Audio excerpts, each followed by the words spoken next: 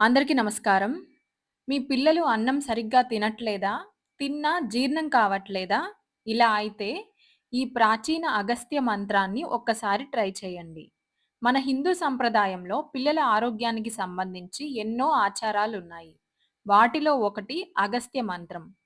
పిల్లలు భోజనం సరిగ్గా చేయనప్పుడు లేదా తిన్న ఆహారం జీర్ణం కాకపోతే ప్రతిరోజు భోజనం తర్వాత వారి నాభి దగ్గర అంటే బొడ్డు దగ్గర మీ చెయ్యి పెట్టి వేలితో ప్రదక్షిణ దిశలో అంటే క్లాక్ వైజ్ డైరెక్షన్‌లో మెల్లగా తిప్పుతూ స్క్రీన్ పైన కనిపిస్తున్న మంత్రాన్ని చదవాలి. ఆ మంత్రం ఏంటంటే అగస్త్యం కుంభకర్ణం చ శనిం చ వడనాలనం ఆహారం పరీకార్థం స్మరేద్ భీమం చ పంచమం.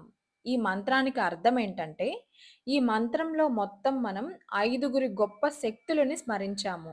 అదేంటంటే అగస్త్యుడు జ్ఞానం మరియు శక్తికి ప్రతీక. కుంభకర్ణుడు బలమైన జీర్ణశక్తికి గుర్తు. శనేశ్వరుడు నియమం మరియు క్రమశిక్షణకు సూచనం.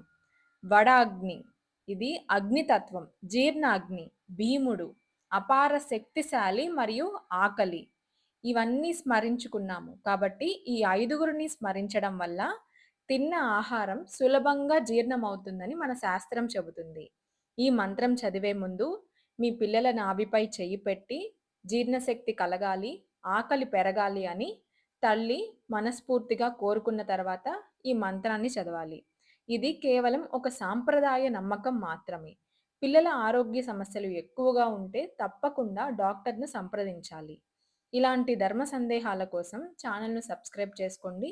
వీడియో నచ్చితే లైక్ చేయండి, షేర్ చేయండి. అలాగే ఓం నమో వెంకటేశాయ అని కామెంట్ సెక్షన్‌లో కామెంట్ చేయండి.